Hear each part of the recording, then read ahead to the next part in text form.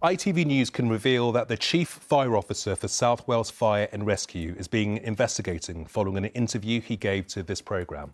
Last December, Huw Jakeway told us that he'd been unaware of sexual harassment suffered by a cleaner at a Cardiff fire station.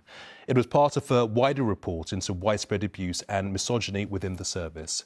But now that cleaner, Shirley, has accused Mr Jakeway of being untruthful.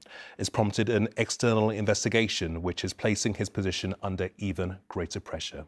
Our UK editor, Paul Brand, has this special report. I'm Huw Jakeway, and I'm the Chief Fire Officer for South Wales Fire and Rescue Service. He leads one of the largest fire services in Britain, but tonight he follows several of his staff in being personally investigated, this time about what he knew. What is resounding that comes back is the trust that the communities have in us as a fire and rescue service. That trust is already being tested by claims of sexual harassment and abuse by firefighters. Now we've seen documents questioning Huw Jakeway's response. An independent investigator is looking into a complaint concerning the Chief Fire Officer, and it's been brought by this station cleaner. If he was a good boss that he's supposed to be a chief, then he would have known about what's going on in his service. Instead, I've done it for him, just a cleaner, sweeping up all the rubbish. We last interviewed Shirley in December about the sexual harassment she'd suffered from a serving firefighter. He was running up and down the corridor at one time, naked as well. And he was getting closer and closer to me then, as he got more daring, I suppose. I don't know. I couldn't get away from it. Because what was your worry with all of it? That he'd end up raping me. The firefighter stayed in the service, despite being found guilty of misconduct, which the chief denied all knowledge of.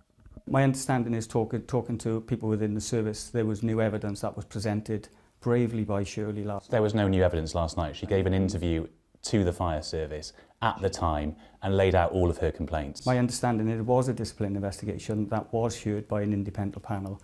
The outcome and the details of that discipline panel was never and not shared with me.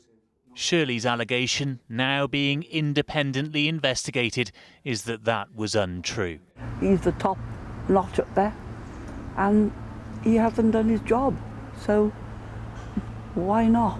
Why not have a little bit of what I've had for years of not having anyone believe me? On national TV, I had to open my mouth so that I could get some justice. I'll never get over it, I don't think.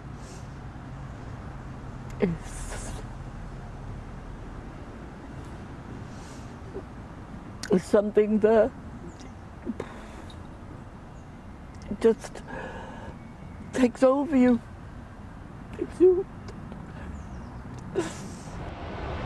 Meanwhile, we've learned that the firefighter who harassed Shirley still remains in this service. He's been suspended on full pay since December. Yet several of his colleagues fear they'll lose their jobs if they speak out. This one says they've lost all confidence in their chief, who himself is now rumoured to be imminently resigning. My opinion is he's very cowardly. He's just lost the respect. He's lost the trust. He's lost everything. He's trying to hide behind the people he's put in place underneath him and claims that they did it all and it wasn't him. But he's put them in place and then he's chucked them under the bus. For somebody who's in charge of such a large organisation, plus the actual job that we go out and do, it's just wrong. And Shirley won't stop until she believes it's been put right. Be me a cleaner, be me a firefighter, or be me an office worker. I need justice, and that's what I'm going to get, hopefully. And Paul, Shirley's bravery has helped expose some of the shocking behaviour in the South Wales service. What would justice be for her? Well, Gamal, she is a woman transformed, quite frankly, by having finally had her case listened to. But what she wants now is, firstly, for the man who sexually harassed her for years to leave the service. That still hasn't happened this evening. And secondly, potentially, for the Chief Fire Officer, Huw Jakeway, to follow him out of the door. And there is growing political pressure on the Chief this evening from MPs within his service area who are now now suggesting he should be considering his position. This is what one of them said. Huw Jakeway is the Chief Fire Officer. He has to accept ultimate responsibility for the lack of action and then the weak action that was taken, that took place. So unless there can be complete, candid answers and a thorough investigation around that, I think his position is untenable.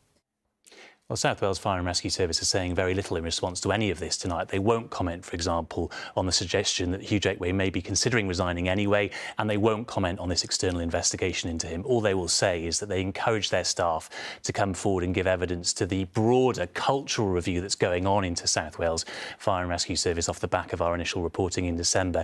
In fact, that's one of 3 cultural reviews going on across the country. This is a national issue, national concern now about the culture of fire services. The review into South Wales is due to conclude by the end of the year. There's another one that will conclude within a matter of weeks into Dorset and Wiltshire Fire Service, and all of our sources suggest to us that both of those reviews will be incredibly, incredibly damning. OK, Paul, thanks for the update. Well, as Paul mentioned, these investigations really do rely on people getting in touch to expose such behaviour. There is an email address, investigations@itv.com, for anyone else who would like to get in touch.